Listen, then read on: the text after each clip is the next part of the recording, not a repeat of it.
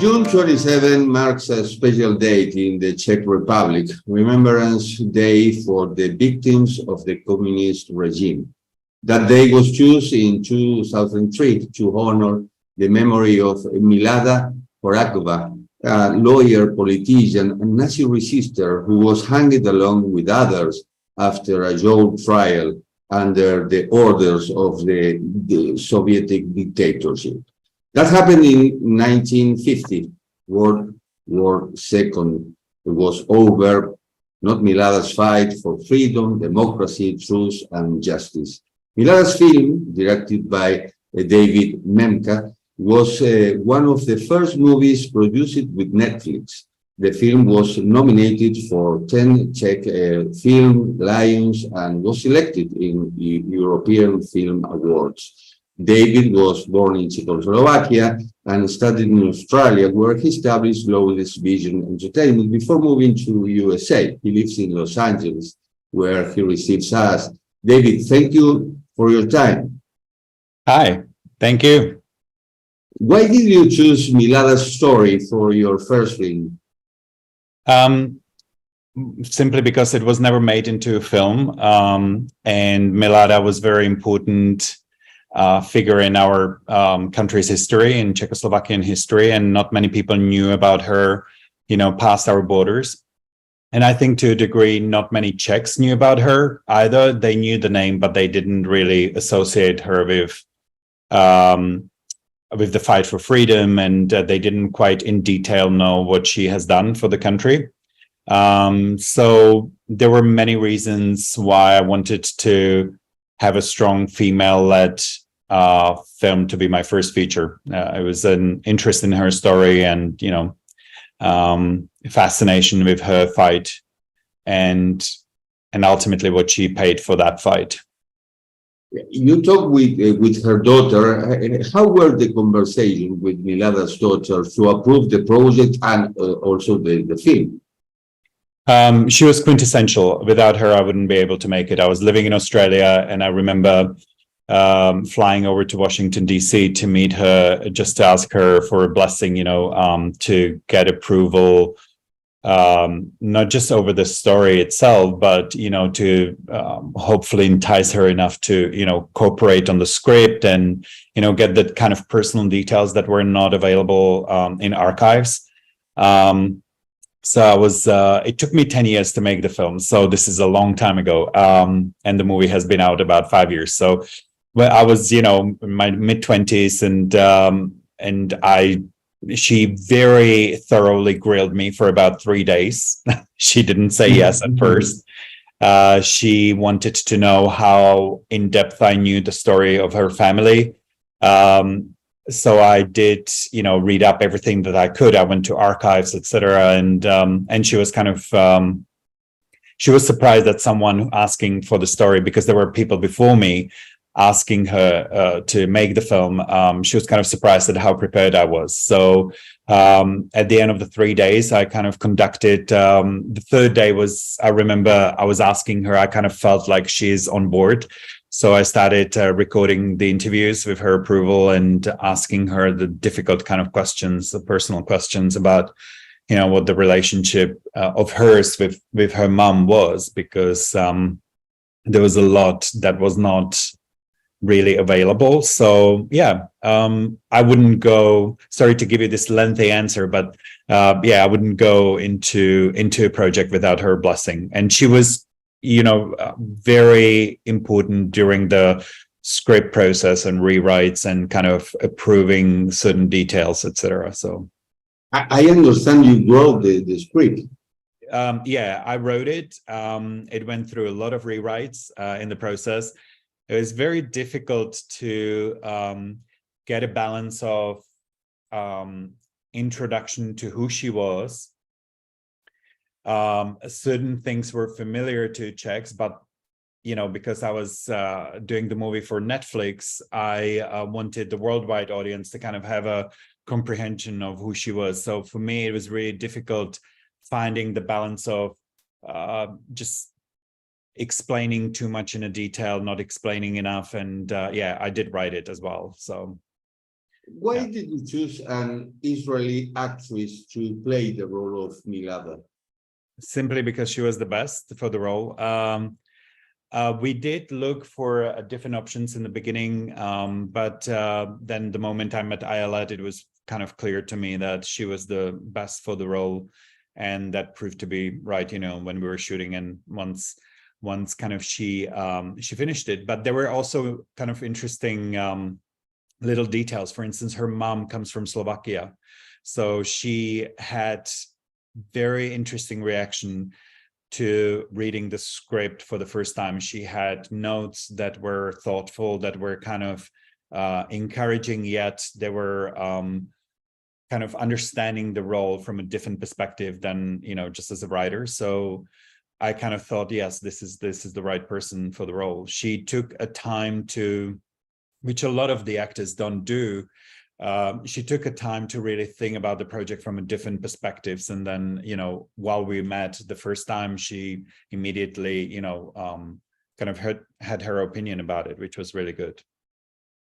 Do you think your country owed a debt to Milada? I think so. They still do.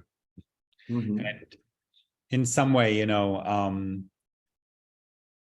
I'm happy that I don't want to take the credit for that, but like I'm happy that since the movie came out, there were a lot more happenings, around the country, memorizing and remembering rather, her death and why she did it. And there is a lot of like a little happenings, like for instance, last year or the year before, or I think it was. The public radio announcement system, which really usually warns you against some kind of danger, etc., all over Prague, was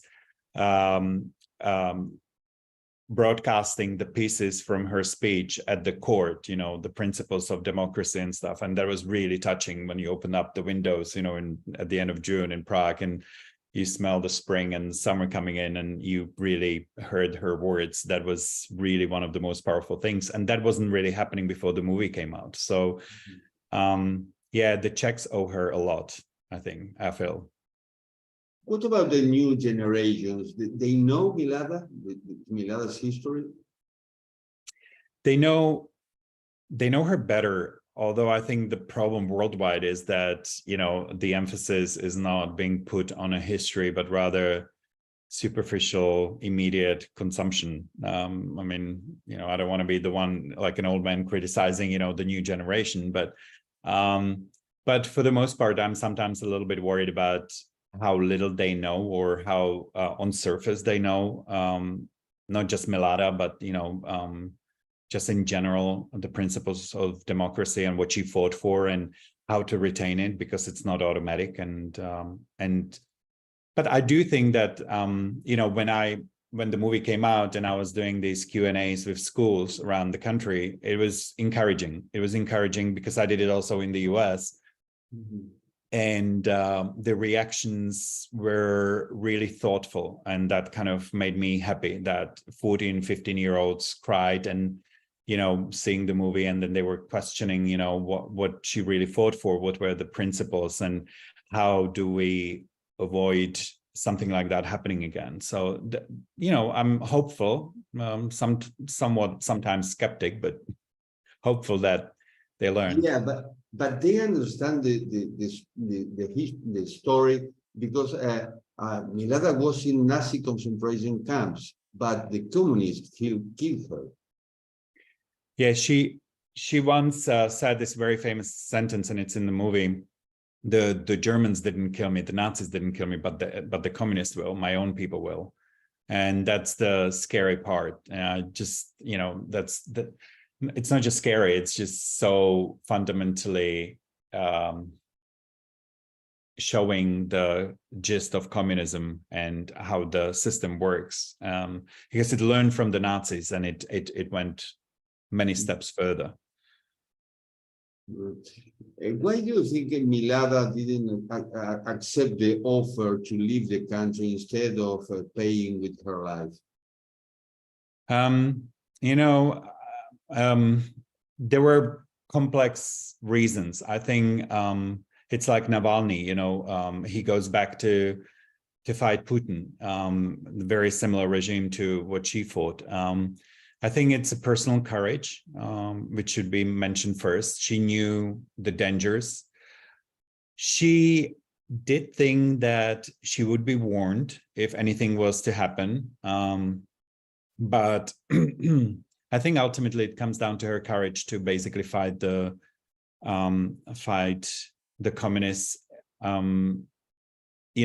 She saw that there was so much work having to be done in the country, and when they came into power in 1948, it would be very difficult to do it from abroad in terms of literature, in terms of the news that she was passing on to,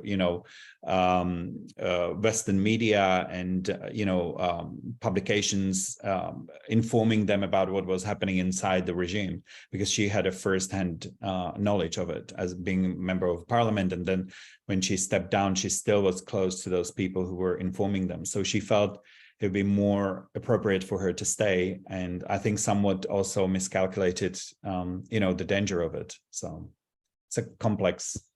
Yeah, of course. Milada felt that she was at fault with her family. I think that you mean when she decided to stay and they, yeah. I think that, her husband did kind of understand. He was one of those kind of, they had very unusual relationship back then, and I think even today, where he knew who he married and he encouraged her in whatever the decision she made. But I think that, they did have a difficulty with, the danger that was coming at them, and perhaps, I don't think that they were against her, that they would argue or anything like that, but I think that they kind of felt like maybe it would be a better thing for her to leave. But, those are kind of, I know her sister, she was very close to her sister who was in the movie towards the end, and she became pregnant, and when she was saying goodbye to her, and I know her sister kind of did support her, and later on took care of the daughter. But I do think that she might have had second thoughts about, what was coming at the family. Of course. What about her daughter? How she remembered her? I'm sad that she's living in Washington, D.C. She's going to celebrate 90th this year. So it's best this kind of question, she would answer it. But since she's not here, I think that she